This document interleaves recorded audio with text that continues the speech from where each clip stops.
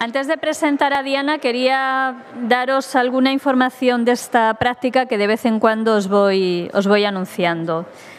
Certificados los tendréis mañana por la mañana y los podréis recoger por orden alfabético, estarán ahí fuera. Mañana por la mañana, ¿vale? Certificados.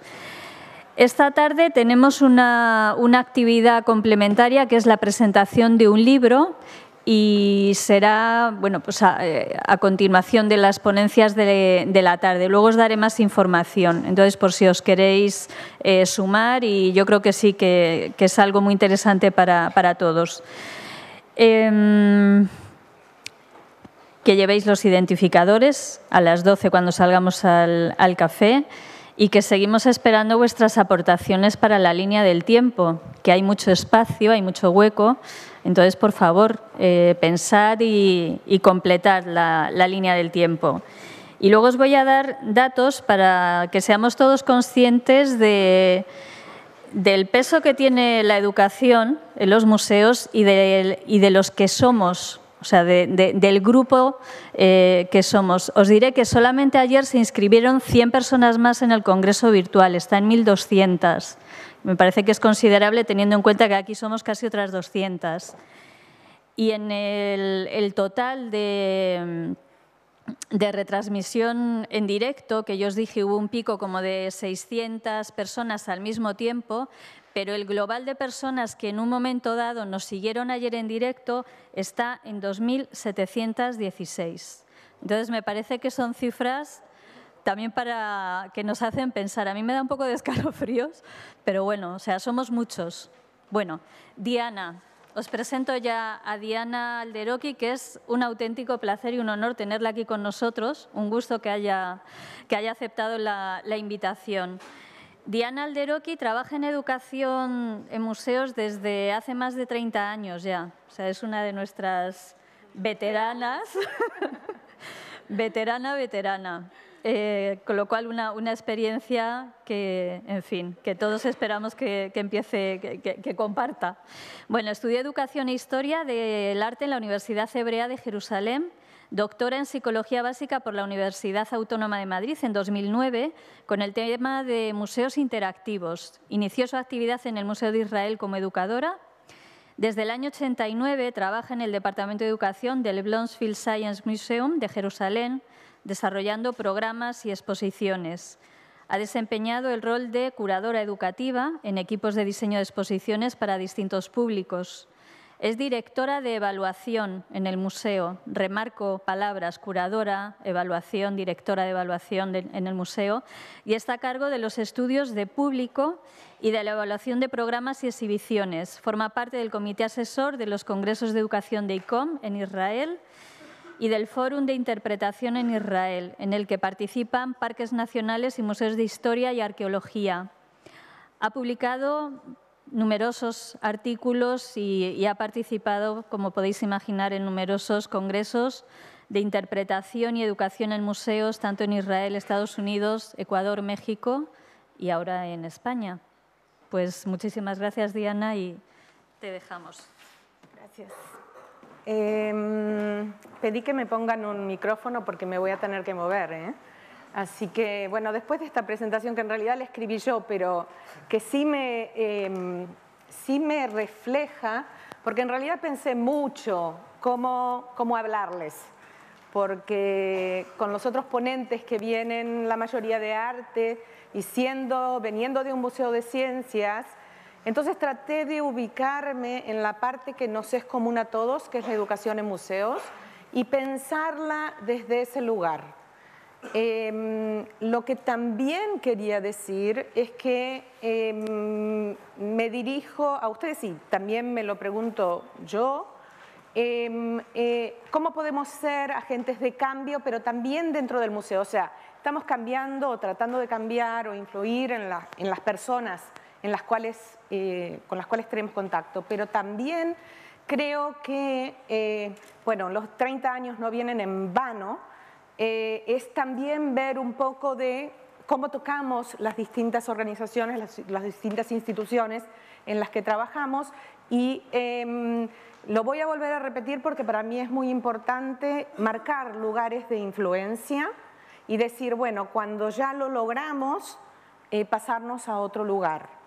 Pero en función de todo lo que se está hablando ahora, y entonces tengo el lujo de venir en la mitad de esta charla como para recuperar un poco lo que otros ya estuvieron hablando y tener un poco de tiempo también para seguirlo charlando después. Entonces, lo que quiero es un poco que cada uno termine esta charla, bueno, como buena educadora que soy, ayer levanté la mano como educadora, quiero ser relevante, quiero que esta charla les sirva a ustedes y les sirva para que se lleven deberes a casa y bueno, lo vamos a hacer en dos maneras. Una, tratando de ver las cosas que no son comunes y otra, siguiendo la línea de mi Museo de Ciencias con pausas interactivas como para que, además de lo que cada uno se escribe de ideas y cosas, puedan también irlo charlando durante la charla. Después de que ella me agradeció de venir, bueno, yo tengo que decir que estoy feliz de estar acá. O sea, compartiendo cosas, sintiendo que hay tanta gente que está siguiendo de todos lados. Bueno, es un placer. En realidad muchas veces yo creo, o por lo menos en el principio de nuestra trayectoria, yo creo que cada uno de nosotros se sintió muy solo. Y en estos momentos hay un florecimiento de encuentros y de intercambios y de tratar de comprender y de colaboraciones que ya estuvimos escuchando de otra gente, cómo hacen colaboraciones y qué tipo de colaboraciones hace cada uno de ustedes. Bueno, entonces vamos a seguir subiendo y seguir entendiendo y seguir tratando de ver qué hacemos mañana, en realidad. Una de las cosas que quiero hacer es tratar de dar ejemplos de mi museo, pero sin exagerar. Porque ustedes no trabajan en un museo de ciencias y porque en realidad quiero poner los puntos sobre algunas de las realidades de las que vengo y por suerte puedo decir que hay un poco más de calma en mi país, que bueno, que hasta ahora me venía en el medio de las charlas, yo iba viendo las noticias, pero ahora entonces puedo ponerlo a un costado y estar un poco más tranquila y dedicarme a esto que es lo que me gusta. Entonces, lo que quiero hacer es, acá, no, vamos a hacerlo como se debe. No.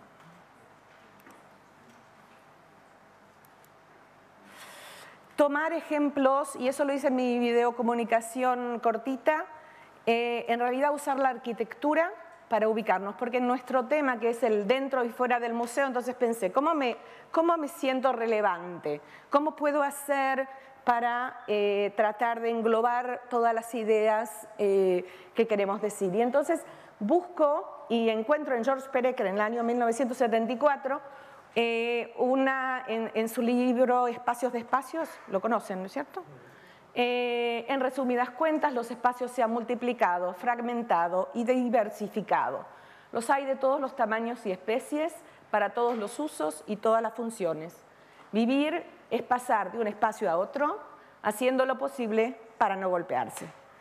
Ok, entonces, en ese espacio nos vamos a mover un poquito. Vamos a ver también...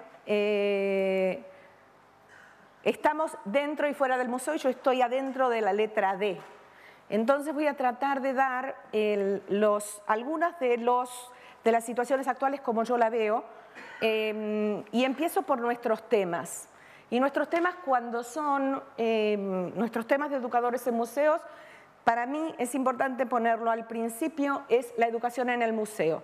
O sea, si alguien me dice, yo no soy solamente educadora, yo soy educadora en museo. O sea, en museo como un espacio especial que ofrece y desestabiliza, desestructura, pero también permite otro tipo de intercambios. Entonces, esa para mí es la primera. Ese es nuestro tema.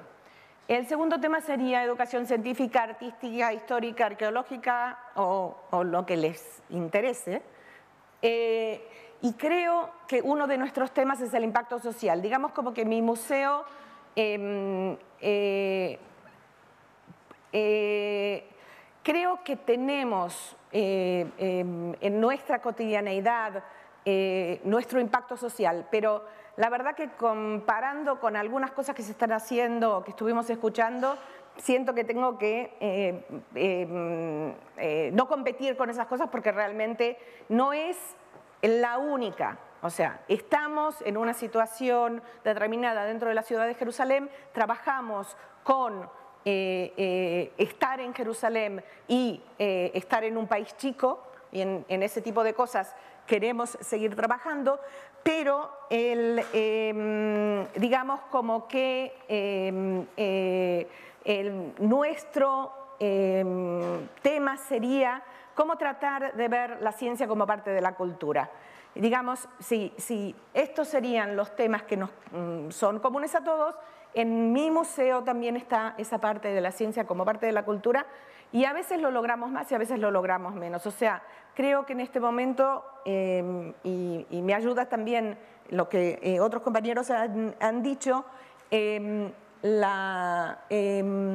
sirve también hablar de las cosas que no nos están saliendo bien y tratar de pensar por qué no nos están saliendo bien. Así que no creo que estemos haciendo lo mejor que podríamos y creo también que un índice de eso es, les voy a preguntar ahora, ¿cuántos de ustedes han estado en un museo de ciencia en el último año? Levanten la mano. ¡Ay, qué lindo! Pero me pensaba que iban a venir dos. Bueno, me alegro, me tranquilicé, porque pensé decir que yo sé que hay gente que los museos de ciencia le dan alergia, ¿ok? Entonces, y sé también que hay gente que va al museo de ciencia porque tiene sobrinos, hijos o nietos. Pero, bueno, me alegro mucho. Entonces, los museos de ciencia de España no están haciendo tan mal lugar, ¿no es cierto? Está bien. Después vengan y cuéntenme qué fueron a ver, pero me quedo más tranquila, me quedo más tranquila. Entonces, pasando de nuestros temas, voy a pasar ahora, y no me queda otra, de pasar a nuestros espacios. Y nuestros espacios, en relación a lo que veníamos diciendo, son a veces conservadores, a veces provocativos. Y no estoy hablando solamente de mi museo de ciencia. A veces son hiperactivos, y eso sí es museo de ciencia, y a veces son reflexivos. A veces son individuales, o sea, los pensamos para un individuo que viene solo, y a veces son sociales. Yo creo firmemente en el grupo de visitantes, y no en el visitante, ni el visitante ideal, ni el visitante solo. Yo creo que la charla, y esto se viene hablando en los museos, la apropiación de lo que está pasando no es solamente la emoción, o es además de la emoción, porque no anulo la emoción, pero es cómo hablo de lo que me está pasando, qué es lo que me importa, qué es lo que quiero decirle al otro, porque si no se lo digo, me quedo con las palabras en la boca y no está bien. Hay otras cosas que puedo llegar a decir que no tengo ganas de hablar, quiero ver qué me pasa, caminar, separarme y volverme a encontrar. Pero esa de la conversación para mí es muy importante y la voy a repetir. Y otros espacios también importantes son los reales y virtuales, y acabas de decirnos un dato muy, muy importante, que en realidad somos unos 200, pero somos muchos más. Entonces, ¿cómo cada uno de ustedes se ubica? Nuestros espacios a veces cambian yo creo que a veces con todas las buenas intenciones tratamos de hacer uno y nos sale otro. Y también pienso, muchas veces estamos diciendo de que la gente venga al museo, pero no sé qué estaba hablando con alguien ayer, no me acuerdo, perdónenme, hablé mucho con mucha gente. Un día en el Museo de Ciencias de Jerusalén y en otros museos un banco dio dinero y hicieron entrada libre a los museos en un día de fiesta, o sea, de un día de vacaciones. Que eso, bueno, eso es a que venga mucha gente. Vinieron 10.000, mi museo tiene 2.000 metros cuadrados de exposición, o sea, es muy chiquito, pero 10.000 personas dijimos, bueno, no queremos más de eso, porque eso es anular a ese que vino por primera vez, no viene más, porque no la pasó bien. O sea, entonces también pensar hasta dónde las cosas que hacemos tienen su repercusión en cómo es la vivencia del espacio. Nuestros públicos, bueno, es importantísimo, esto lo venimos hablando mucho, y para hablar de los públicos yo me ayudo de algunas cosas que se vienen hablando, algunos temas que se vienen hablando. Reconozco que tengo menos conocimiento de las publicaciones españolas, pero traje algunos temas que me parece que estuvieron hablando en distintos momentos, y el de la inclusión quizás fue antes de Karp y Lavin, en el libro de Politics of Culture, Exhibition, no me acuerdo ahora, Politics of Exhibiting Cultures. ¿Okay? Ese fue en el 91, también está Roberts, que lo agregué a la línea de tiempo, que es From Knowledge to Narrative, que para mí fue uno de los, digamos, Roberts para mí, ahí me convencí que tenía que hacer un doctorado. ¿Okay? O sea, a veces ese tipo de diálogos que uno tiene con una persona, y si no lo leyeron, léanlo, porque para mí ella habla del cómo el rol del educador fue cambiando en los museos. Y yo creo que si bien nosotros ahora estamos hablando de cómo nuestro rol va cambiando, nuevamente no hay que olvidar que alguien ya habló de esto en su momento y que se preguntó también estas cosas. O sea, la modernidad a veces me mata. Creo que también tenemos que acordarnos de otras cosas. Digamos como que Lane y Crowley en el año 98, que ellos hablaban de la conversación, y ellos hicieron un proyecto maravilloso, que yo dije, ellos están haciendo mi doctorado, ahí ese es el segundo que dije. Entonces, ellos trabajaron en museos de historia, arte, parques naturales, museos de ciencia, museos de niños, creo también, y tomaron grupos de gente, padres, familias, adultos, gente que tenía que ver cosas con el tema, trataron de ver qué tipo de conversaciones se desarrollan en los museos. Es un libro maravilloso, o sea, ellos escribieron esa presentación, el libro, el resumen del proyecto en el 2004, y en la mitad un libro que se llama Learning Conversations in Museums, y que ese para mí sigue siendo una Biblia más, digamos, y se los recomiendo porque es muy, muy interesante, muy interesante. Bueno, de participación no les voy a hablar a ustedes porque saben mejor que yo, pero Nina Simón, cuando hablamos de públicos hablamos de participación, y me imagino que hay otra gente que también lo habla, pero ella publicó en el 2010, pero ya venía hablando en Museum 2.0, hace 1000 años, de este tipo de cosas, y realmente experimentando. O sea, yo creo que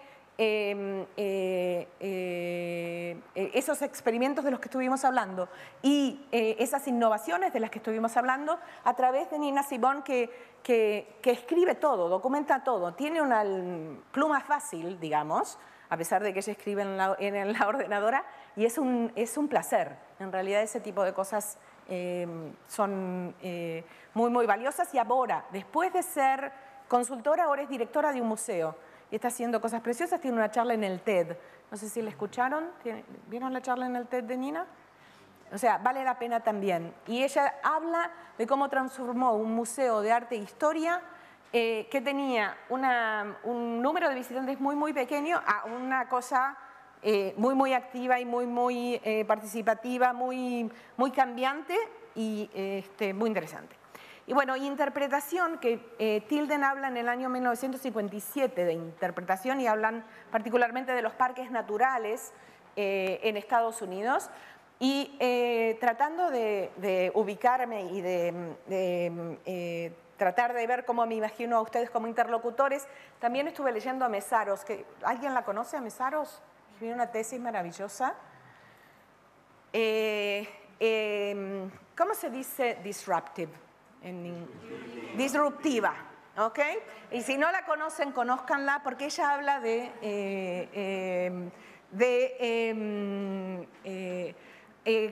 galerías contemporáneas de arte. O sea, a mí, me estaba hablando a mí, ¿ok?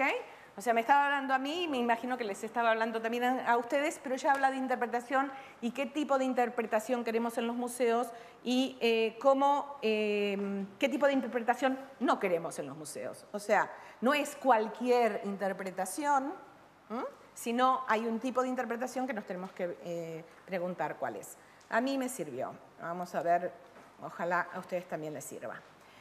Y me llevó un poco de tiempo también definir cómo definir a los agentes, protagonistas, nuestros colaboradores, porque no solamente son colaboradores, son los otros que hacen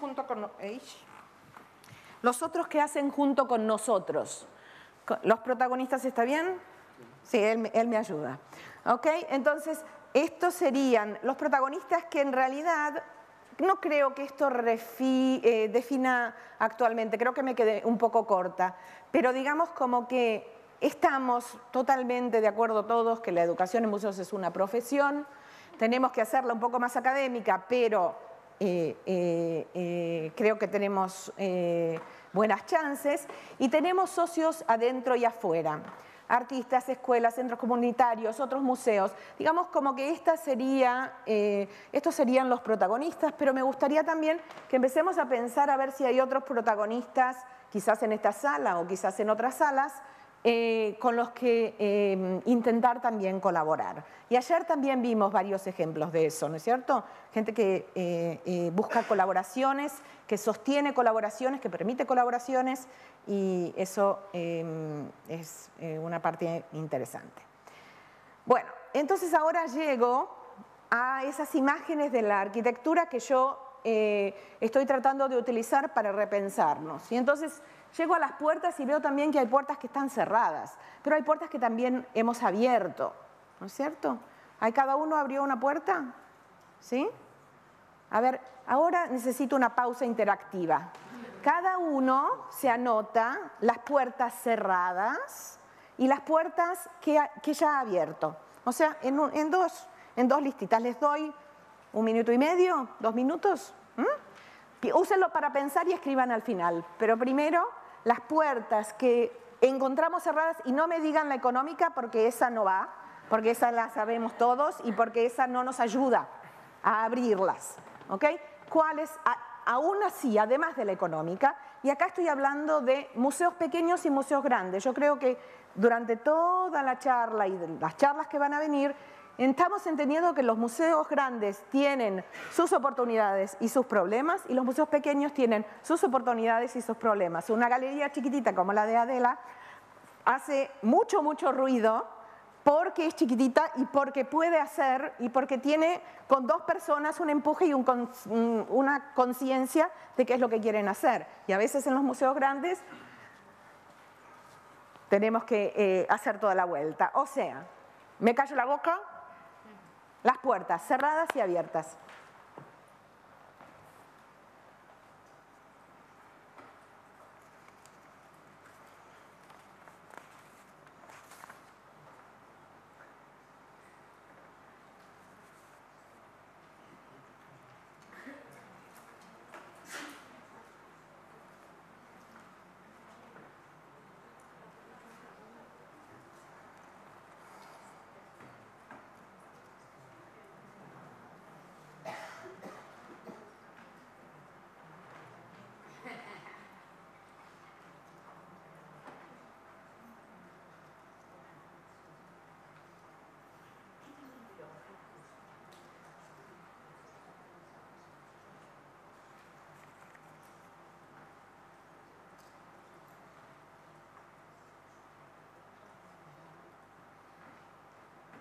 ¿Ya está? ¿A quién le falta un poco de tiempo? Bueno, y si no lo lograron, lo van a hacer en la próxima pausa interactiva. Entonces, a mí me gusta esta imagen de la puerta cerrada. En realidad, yo creo que esta puerta cerrada me permite preguntarme cuáles son nuestros límites, ¿ok? Y si estamos dentro y fuera del museo, que ese es el encuadre de la charla nuestra, creo que también estos límites a veces vienen marcados por nosotros mismos y que podemos intentar ampliarlos, cambiarlos, estructurarlos de una manera diferente. Y entonces veo en las ventanas nuevas oportunidades y acá creo que me vuelve a surgir, y ya lo debo haber dicho pero lo quiero repetir de vuelta acá, es que cuando vemos oportunidades, vemos muchas oportunidades y la dificultad que yo veo es cómo elegir. Y de eso no voy a hablar, creo que cada uno después va a tener que ver cómo elige, pero se pueden hacer muchas cosas. Y la cuestión es cómo elegir y qué tipo de elecciones hacemos, entonces por supuesto, y lo digo en función de que a veces en mi museo se hace esto, y se hace mucho, pero de repente, ¿qué estamos haciendo cuando estamos haciendo tantas cosas? A veces nos perdemos en ese hacer también esto y también esto, sin estructurarnos y marcarnos, pero digamos como que ese es un estilo, y lo voy a decir así de una manera tranquila, el estilo de la dirección de mi museo, que es muy dinámica y muy comprometida. Entonces está esto y esto, a veces a mí me marea, pero también lo puedo entender y disfrutar porque se pueden inventar muchas cosas. Entonces, las nuevas oportunidades, puse ventanas rotas, pero es que a veces esas también están. Y lo que quiero marcar es, tomando los mismos 4 núcleos, marcar los temas nuevos. Entonces marco uno de los temas nuevos de nuestro Museo de Ciencias, que es un tema de ciencias sociales, nada que ver con la ciencia, ¿ok? Nada que ver con la ciencia, pero bueno, relacionado con esta directora comprometida. Y lo que queríamos hacer en un principio era un museo de niños para trabajar en Jerusalén de todos. O sea, que los chicos cristianos, musulmanes y judíos pudieran venir con sus familias y encontrar en el museo un espacio donde compartir intereses y actividades y usar el museo como un lugar, digamos como que los árabes, los musulmanes y los cristianos, particularmente los chicos porque no van a escuelas juntas, se encuentran en hospitales, en el jardín zoológico, a veces en los centros comerciales, pero no mucho, y nosotros queremos que el museo también sea un espacio no tan complicado como un hospital, pero que hay un interés común y haya un poco más de tranquilidad.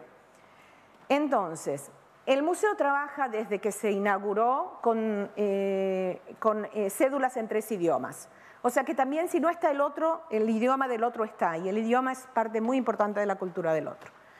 Pero digamos como que el hecho de que se encuentren en el museo y se vean pasar no es lo único que nos interesaba. Nos interesaba también ser un poco más activos en este tipo de encuentros. Y entonces encontramos en una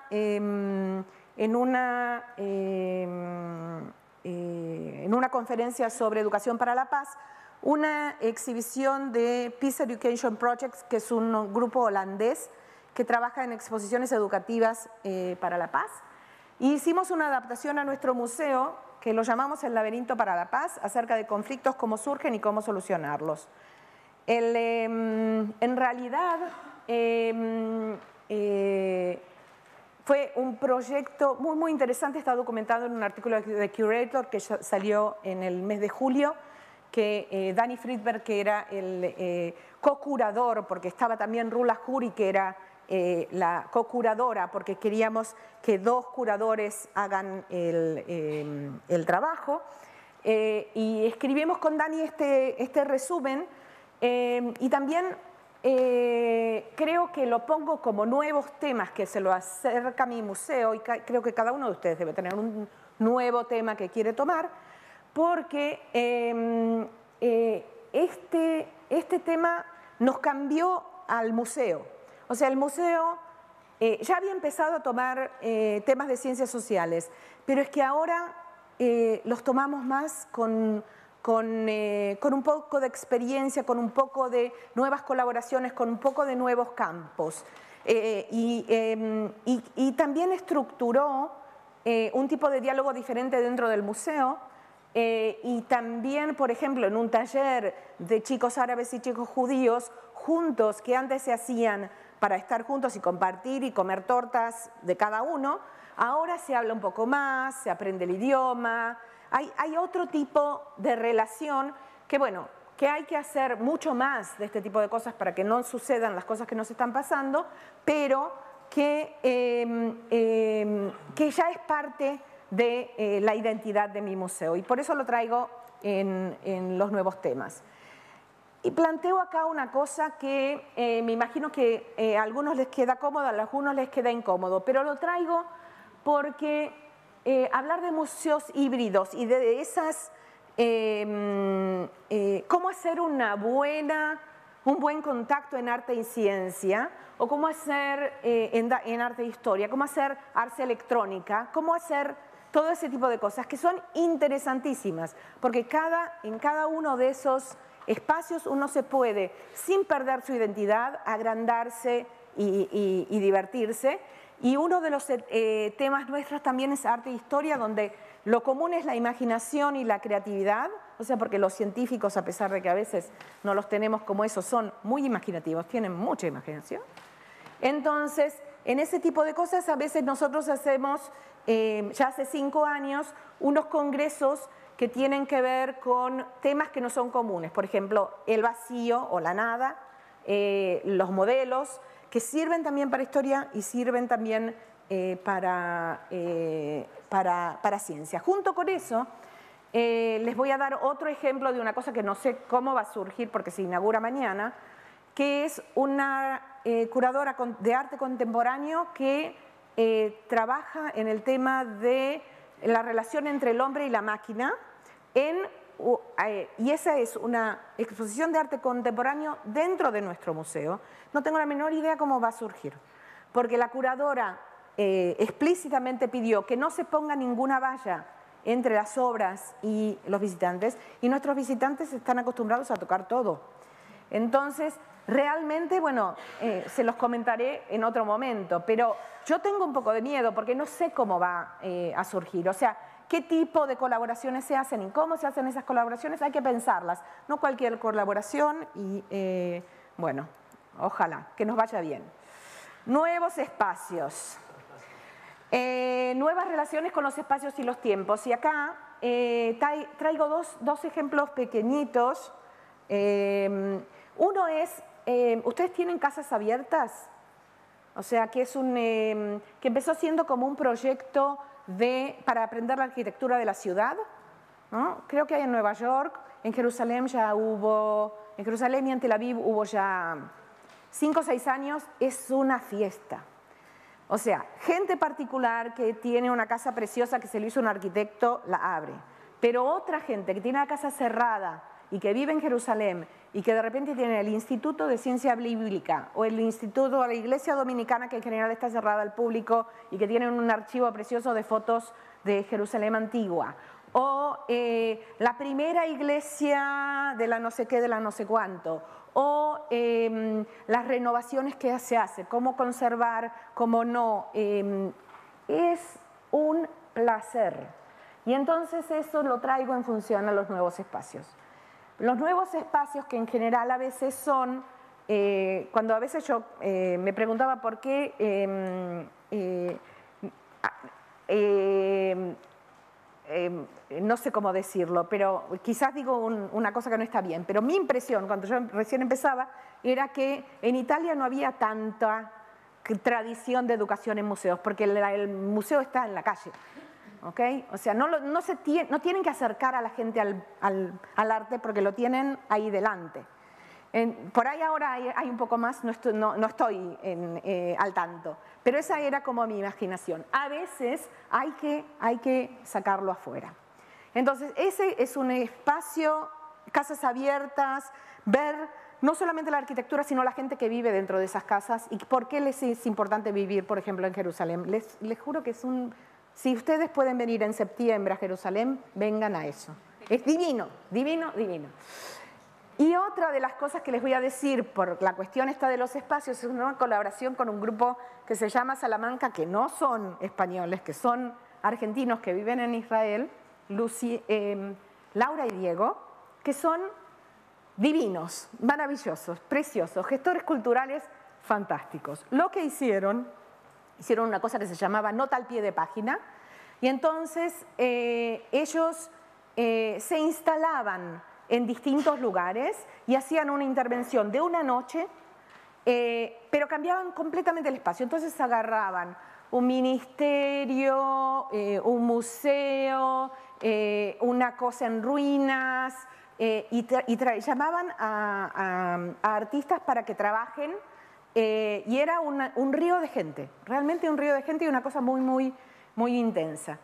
¿Qué quiero decir con esto? Que una vez vinieron a nuestro museo, ¿ok? Yo me sentí usurpada porque hicieron un lío, pusieron plantas, tiraron tierra, rompieron cosas, no, rompieron las cosas de ellos. Después limpiaron todo y el museo quedó exactamente igual.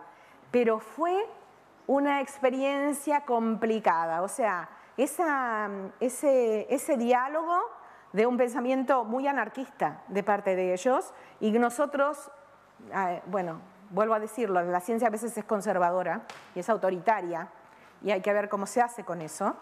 Bueno, ahí hay otra gente que se divirtió muchísimo porque entonces vio cómo prendían velas en lugares donde nosotros nunca prendemos velas. O sea, ahí hubo un cruce de límite que a mí me quedó grande y después quedó como un episodio porque fue solamente una noche, pero tuvo su peso para mí para pensar qué tipo de espacios, hasta dónde los espacios, cómo nos quedan todo ese tipo de cosas.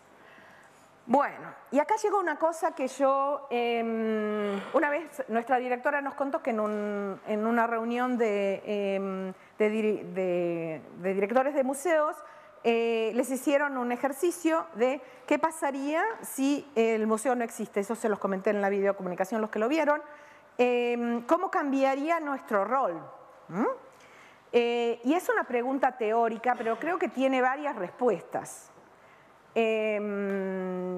¿Cambiaría, no cambiaría? ¿Qué cosas nos quedamos? ¿Qué cosas? Si sigue siendo lo mismo, para mí es un problema, porque quiere decir que no le estamos dando bolilla al museo. Entonces, que no nos estamos relacionando con, no solo con el edificio, sino con la colección o con una referencia o con un espacio o con un no sé qué. O sea, para mí creo que no hay una sola respuesta, pero que conviene pensarlo.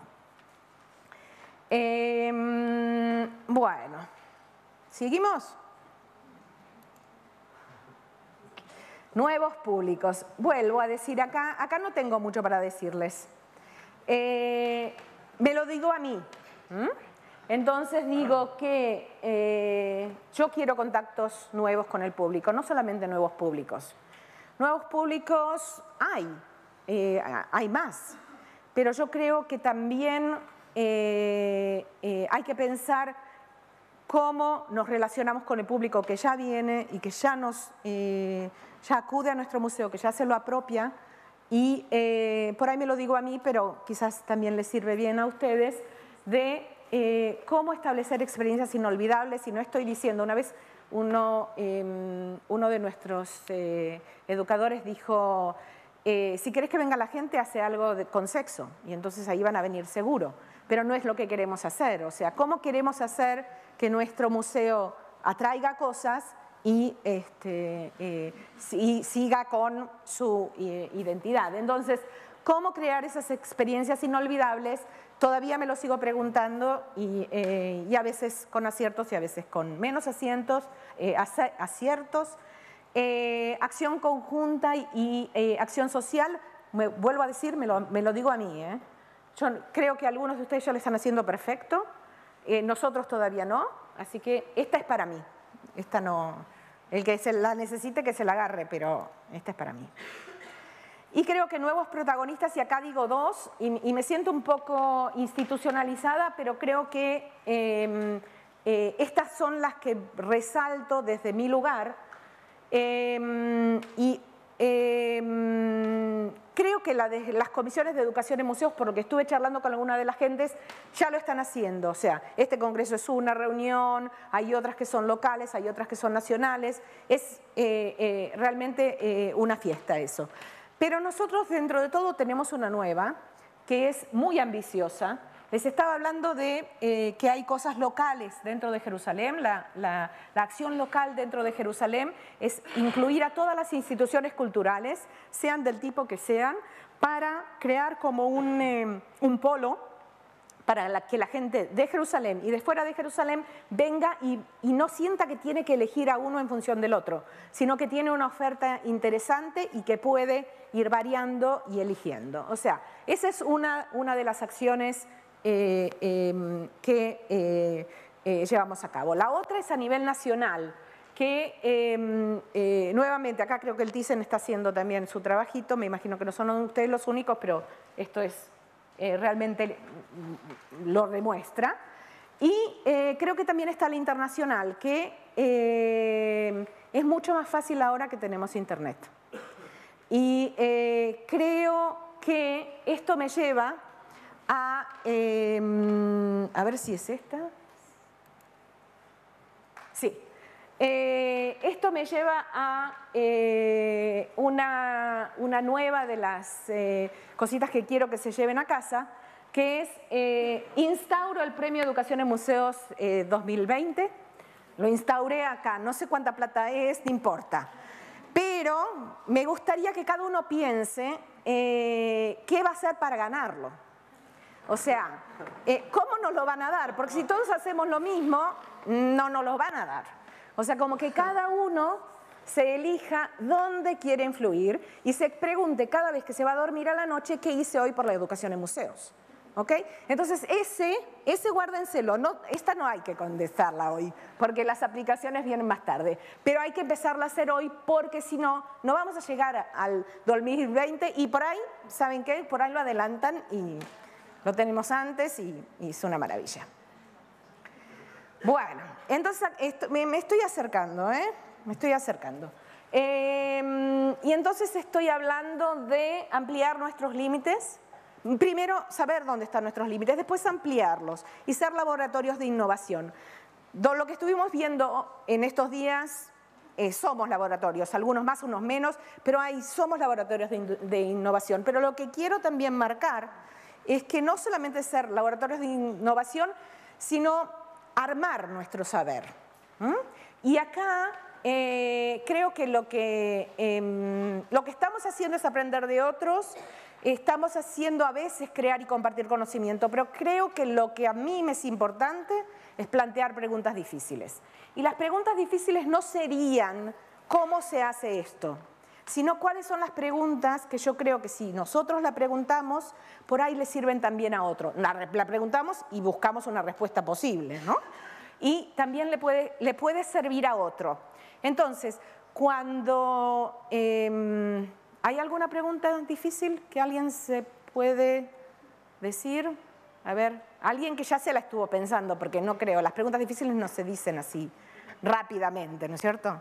No, hay que pensarlas mucho y es muy difícil y van cambiando, pero hay que preguntarlas. Y hay que preguntarlas mal y cambiarlas y encontrar las sutilezas, porque si no las preguntamos, nos vamos quedando y no vale hacer, como estábamos viendo ayer, sino tratar de encaminar hacia esos lugares que también nos definen, pero que también nos plantean los nuevos desafíos.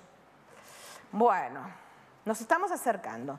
Y entonces, no es solamente marcar el límite, no es solamente ver las opciones, es también ver la escalera, cómo llegamos a esos nuevos lugares. Y las escaleras las doy como una imagen de cambio, a veces revolución y a veces un cambio hacia arriba y a veces un cambio hacia abajo. Hacia abajo por raíces y hacia arriba para ver nuevos horizontes y nuevos elementos. Pero elegir a la escalera porque en la escalera seguimos haciendo y entendiendo, y hay un lugar de donde venimos y hay un lugar hacia donde nos vamos. Entonces, vamos a ver qué nos depara las escaleras. Las escaleras acá, hay un video, que espero que tenga voz, que es cuando nos sentimos que estamos caminando y haciendo todo y nos quedamos en el mismo lugar. O sea, anótense por favor esos lugares de duda, esos lugares, anótenselos porque esos son los que si no los anotamos, entonces nos perdemos. Pero ¿no es maravilloso? Es divino. Espera que voy a cerrar esto.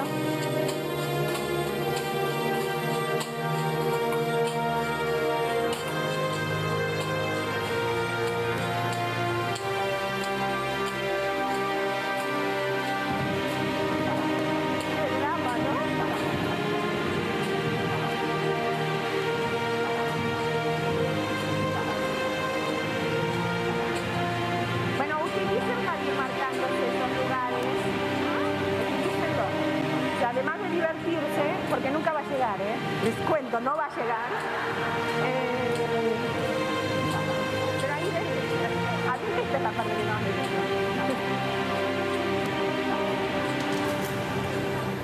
Y vuelve. Bueno, busquen en el YouTube Slinky on, no sé cómo se llama. Ok.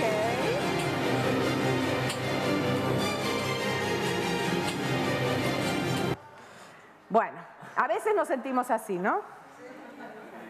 Ayer, por ejemplo. Bueno, y ahora entonces, retomando el tema de la arquitectura, me encantó este libro de Giovanni Pallasmaa. ¿Quién lo conoce? Es divino. Se llama La mano que piensa, lo tradujeron en español, Gilles G.G. lo publicó. Precioso libro, precioso. Tiene otro que se llama Los ojos de la piel. Y busco en ese tipo de cosas como para ver esas conexiones, porque él habla de cuerpo y mente como entidades integradas. O sea, no, y para mí para eso de la ciencia me viene muy bien. No solamente porque necesito tener esa hiperactividad, sino ver qué tipo de conexiones concretas, buenas podemos hacer juntos. Entonces, Pallasmaa está ahí, si antes no se vio. Se los recomiendo, es un lindo libro. Él habla de la mano que piensa, la mano que trabaja, relaciona cuerpo, la mano del artista. Maravilla, maravilla, maravilla. Y entonces, estamos casi terminando, estoy bien. Dentro y fuera del museo, en nuestro rol de educadores, dentro para poder influir y buscar esos lugares de influencia. Creo que también lo que estuvimos hablando con Adela y con todas las otras personas, también es muy importante saber cuáles son nuestras fuentes de inspiración. Saber que hay un lugar al cual no llegamos, pero que nos marca, nos orienta. Así que identificar fuentes de inspiración y lugares de influencia. Y fuera para no perder la perspectiva de nuestro público, porque nos debemos a nuestro público, ¿no es cierto? Y terminamos con otra que creo que el que reciba el premio de Educación en Museos va a ser porque logró hacer lo que Theo van Jensen hizo, que es... Me callo la boca.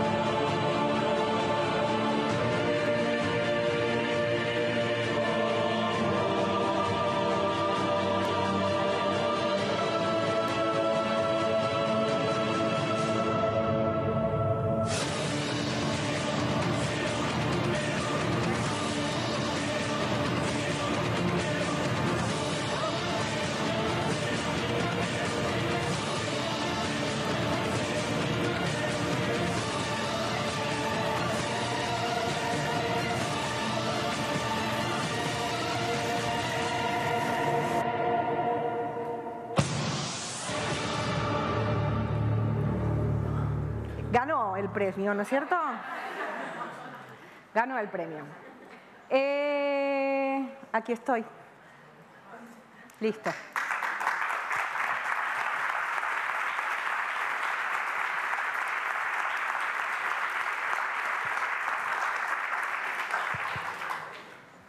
Preguntas, cositas.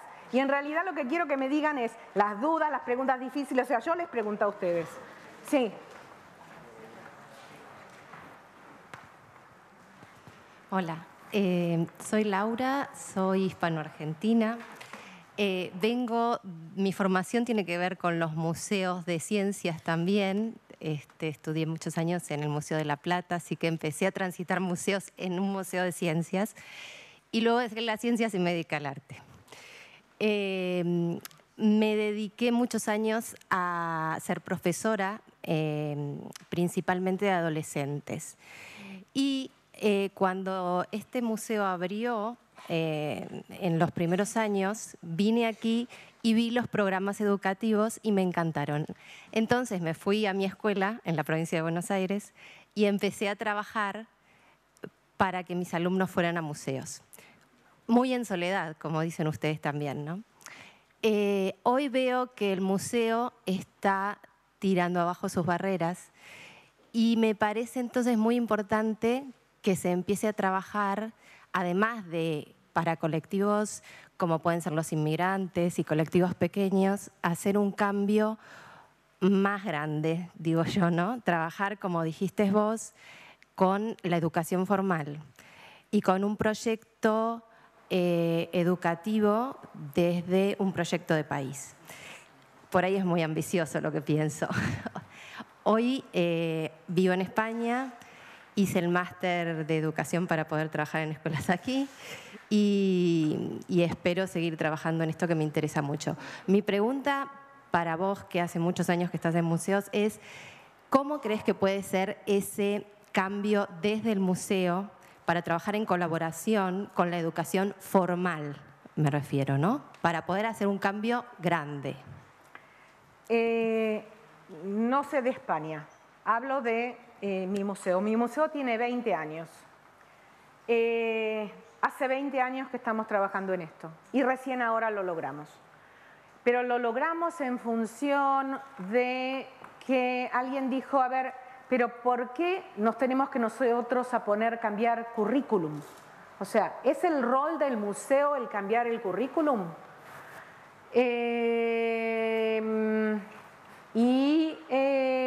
Estamos tratando de ver, en realidad, lo que creo que el museo puede hacer es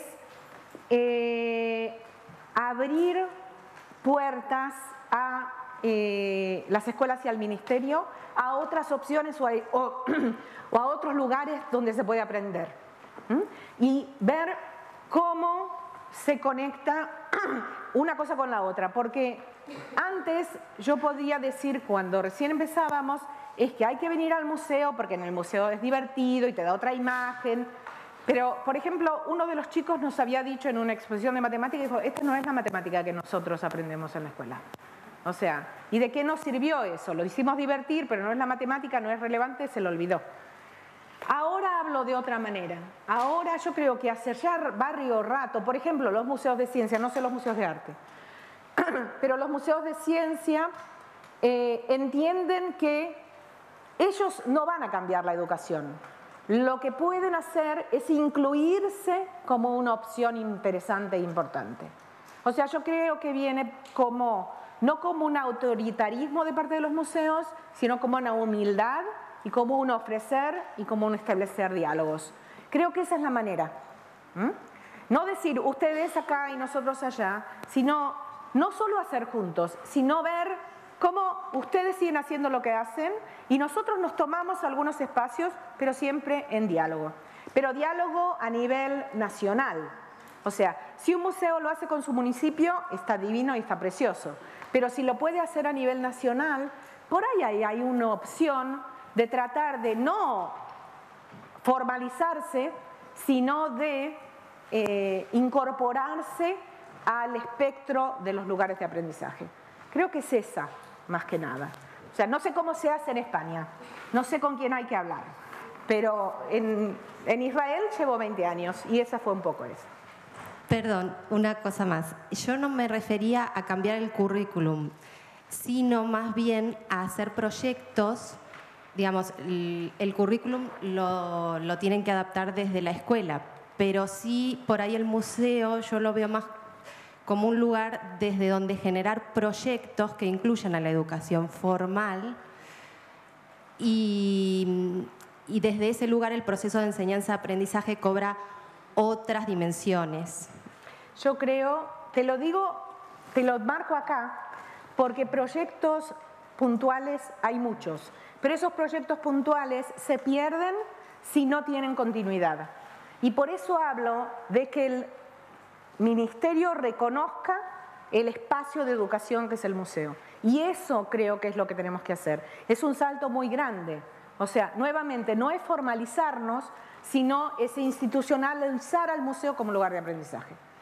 Y no gritarlo, sino cambiarlo. Cambiar en las esferas. No sé si les sirve lo que estoy diciendo, pero bueno.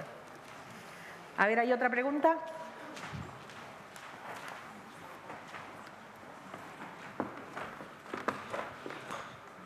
Hola Diana, soy José Antonio Gordillo y soy colega tuyo porque trabajo en un museo de ciencia interactivo. Te doy las gracias por una conferencia tan inspiradora y me ha sentado muy bien ver tantos brazos levantados cuando has hecho la pregunta, porque bueno, eso significa que las cosas están cambiando y también están cambiando porque el hecho de que te hayan invitado aquí a un congreso en un museo de arte significa también mucho. Yo te quería hacer dos preguntas difíciles, no para que las respondas, sino para verbalizarlas y hacerlas públicas. La primera es la aportación que desde la museología científica se puede hacer a la museología del arte. Y yo creo que la línea fundamental de trabajo es la interactividad, lo que tú has comentado. Creo que es el gran campo por explorar y por experimentar y por aportar e investigar.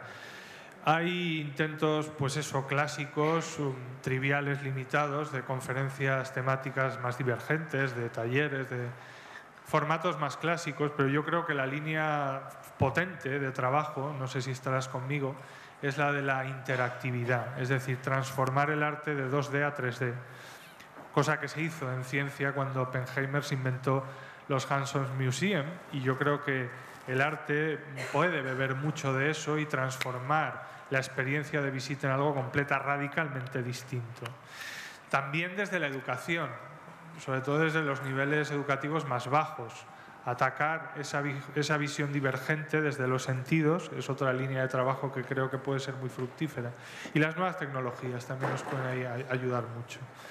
La segunda pregunta es ¿cómo mides el aprendizaje en tu museo? Esto lo he planteado en el congreso virtual muchas veces, he tenido respuestas muy diferentes. Supongo que conocerás los trabajos de Minda Borum, que son clásicos al respecto, pero me gustaría conocer tu opinión al respecto porque es un terreno como muy heterogéneo, no nos ponemos de acuerdo, las metodologías son muy diversas, están los cuantitativos por un lado, los de las encuestas, los estadísticos, los cualitativos, y luego vienen los de las nuevas tecnologías y nos dicen la interactividad con pantallas táctiles también te puede servir para medir mucho, o el vídeo, cómo aprende la gente en tus museos. Me interesaría mucho conocer tu opinión. Gracias. Bueno, empiezo a contestar, seguramente cambiaremos también la respuesta. El primero, yo creo que los museos de ciencia saben de interactividad, pero todavía no saben bien qué tipo de interactividad queremos y valoramos. O sea, creo que no toda interactividad es válida. O sea, no solo hacer algo muy reactivo, y en eso soy muy crítica. Dentro de mi museo también a veces hacemos errores. Yo sé que hay que tener una primera aproximación que te envuelva y que sea algo que te atrape o te atraiga. Pero creo que hay algunas cosas interesantes y si te interesa el tema de la interactividad, seguramente no solo Minda Borum, sino también el Exploratorium, el proyecto APE.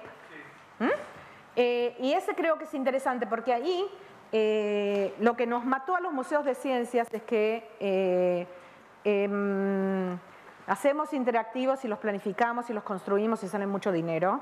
No les estoy diciendo que lo tienen que hacer porque no creo que lo tengan que hacer. Eso es, ahora, primero te contesto a vos, después les digo algo a ellos. Y voy a tratar de ser breve. Digamos como que la gente está con un interactivo bueno, 1 minuto y medio, 2. No es nada de tiempo. Nada de tiempo.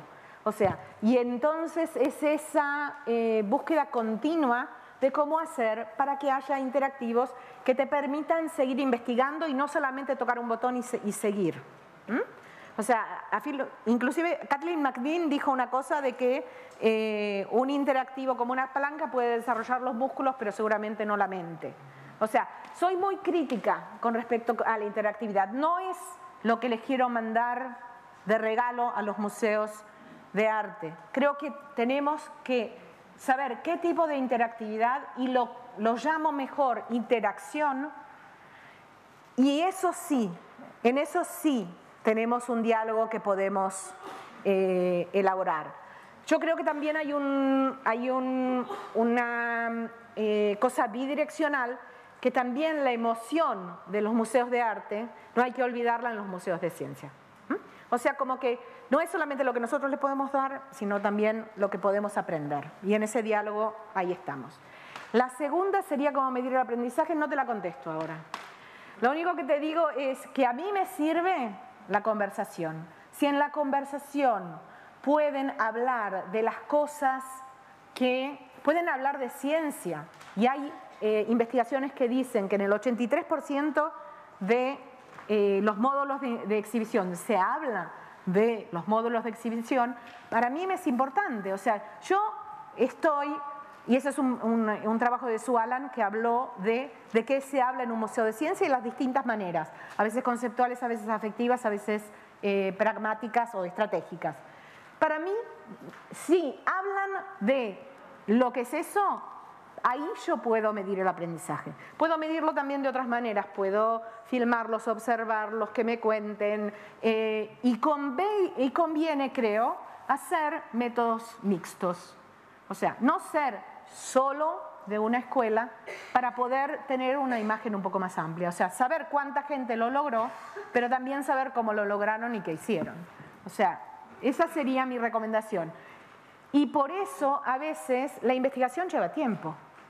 O sea, no es una cosa de un proyecto de acá a 2 semanas. Es una cosa que se tiene que elaborar y que también conviene que las preguntas sean generales como para que todos aprendamos y no sean solamente específicas de cómo hacer este proyecto. Por eso es esa invitación. Y las preguntas difíciles, estoy de acuerdo contigo que estas 2 preguntas que preguntaste son preguntas que nos llevan...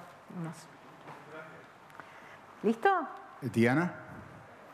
No veo. Aqui, Olá. Olá, tudo bem? Vou falar em portanhol agora. Interessou a questão de los museus híbridos. Penso que a proposição de museus híbridos é muito apropriada, porque quando pensamos em arte contemporânea, estamos pensando na história do século XX que repensou a relação espaço-tempo. O início da arte do século XX, este repensar de espaço-tempo, é também influenciado e inspirado em la física e que gera o campo de interações. Quando pensa em um laboratório, eu penso que isto é uma contribuição para tanto os museus de arte contemporânea como os museus de ciência e história, a esfera pública. Então, não é uma pergunta difícil, mas é uma pergunta de processo. A diferenciação entre ciência e tecnologia. Volvermos ao conceito de ciência. e não de resultados.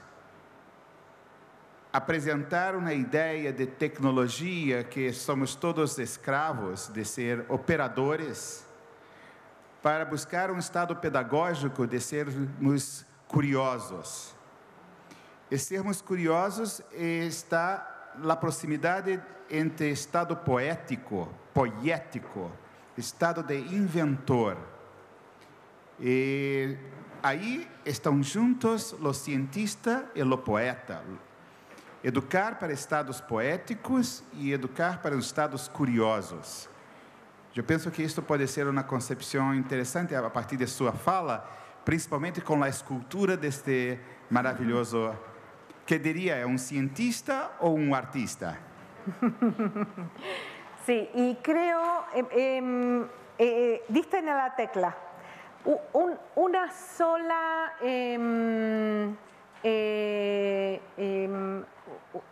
una sola frase quiero agregar, que en realidad cuando pensamos diseño, ahí se nos juntan arte y tecnología.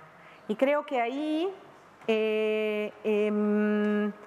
esos son, hay en los museos de ciencia mucho de una cosa que se llama Maker Faire, que son inventores o gente que inventa cosas, cambia cosas, inventa aparatos, hace cosas, y que ahí no hay una manera clara de hacer esa diferencia, pero digamos como que los museos de ciencia buscan ese tipo de opciones y yo creo que los museos de ciencia buscan cada vez más ese tipo de opciones de Maker Faire, que son que la ciencia no solamente produce conocimiento, sino que a través de la tecnología inventamos cosas, inventamos, diseñamos ideas o proyectos o cosas.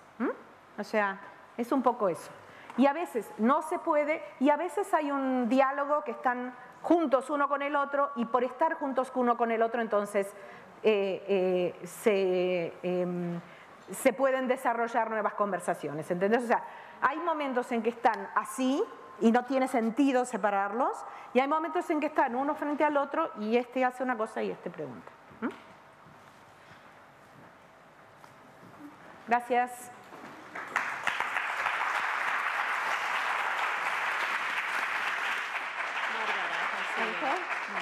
Me alegro. Bueno, 1.000.000 de gracias, Diana. Salimos a tomar café y a la 1 regresamos, ¿vale? Gracias.